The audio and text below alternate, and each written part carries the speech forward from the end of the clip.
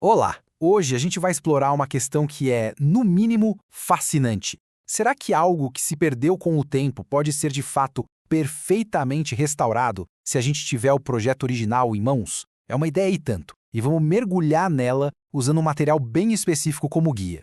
Para começar, vamos pegar um fato da vida real que é simplesmente impressionante. Pensa só nisso. Sementes que ficaram ali, adormecidas por 3 milênios, trancadas numa tumba, ainda tinham o projeto original da vida guardado dentro delas. E quando foram plantadas, elas sabiam exatamente o que fazer. Germinaram. Esse exemplo é a base para toda a nossa análise de hoje. A ideia de um padrão que de alguma forma não se perde no tempo. E agora, vem a parte interessante. A fonte que estamos analisando pega esse evento real e o transforma numa metáfora poderosa. A semente física, com seu código genético, é comparada à palavra de Deus. A ideia, então, é que, assim como uma semente de verdade, essa semente espiritual também carrega um projeto bem específico. E é isso que nos leva à nossa primeira grande parte. A questão central aqui é a seguinte: e se esse princípio de que uma semente sempre produz algo fiel à sua própria espécie também se aplicasse a um conceito espiritual? A premissa apresentada é bem direta. Se a palavra de Deus é a tal da semente, então, quando ela foi plantada lá no primeiro século, o resultado que brotou foi a igreja cristã na sua forma original. Sabe como é? Semente de laranja da laranja. De acordo com essa visão, a semente divina produziu a igreja que a gente lê no Novo Testamento.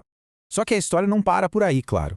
E isso nos joga direto no problema central que o material-fonte apresenta. O que acontece quando aquilo que cresceu da semente original começa aos poucos a se transformar em algo diferente? O argumento aqui é que uma mudança bem grande aconteceu, que com o passar dos séculos, a instituição que existia já tinha se afastado tanto do seu projeto original que quase não se parecia mais com a igreja descrita lá no Novo Testamento. A fonte usa uma palavra forte para isso: apostasia, ou seja, um desvio. E para dar suporte a essa ideia de um desvio, a fonte vai buscar nos próprios textos bíblicos. Esse aqui é o primeiro exemplo. Ele é interpretado como uma profecia, um aviso de que um grande afastamento, essa tal apostasia, de fato aconteceria. E aqui tem mais um trecho, usado para reforçar a mesma ideia. Então, do ponto de vista da fonte, esse desvio não foi um mero acidente da história, mas sim um evento que já estava previsto nas próprias escrituras que servem de projeto. Tá, mas onde exatamente esses desvios aconteceram? Bom, a fonte resume tudo em 3 áreas principais. Primeiro, na organização da igreja, com o surgimento de uma hierarquia. Segundo, em práticas como o batismo, mudando o jeito de fazer e para quem era feito. E terceiro, na adoração, com a adição de rituais e elementos que não estariam no modelo original.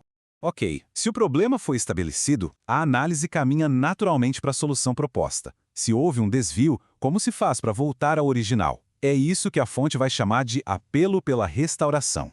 A ideia por trás desse apelo é, na verdade, bem simples. A proposta é abandonar todas as tradições, credos e estruturas que foram criadas ao longo desses séculos de desvio e voltar a usar exclusivamente o documento original, ou seja, a Bíblia, vista aqui como o único manual, o único projeto divino.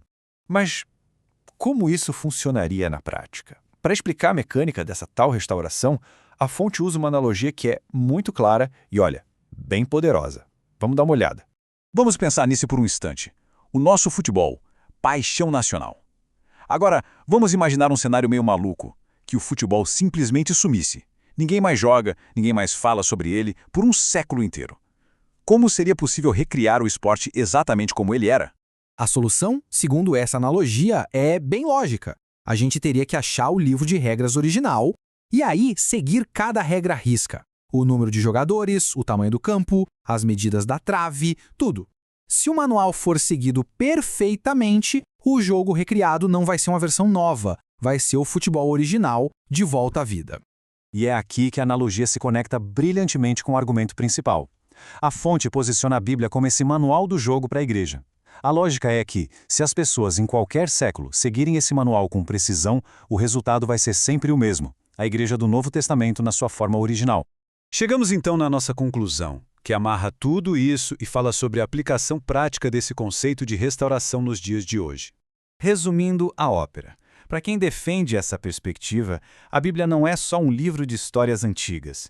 Ela é um projeto funcional, uma semente atemporal que, quando plantada, ou seja, quando seguida fielmente, pode reproduzir a igreja do primeiro século hoje, amanhã ou em qualquer outro momento da história.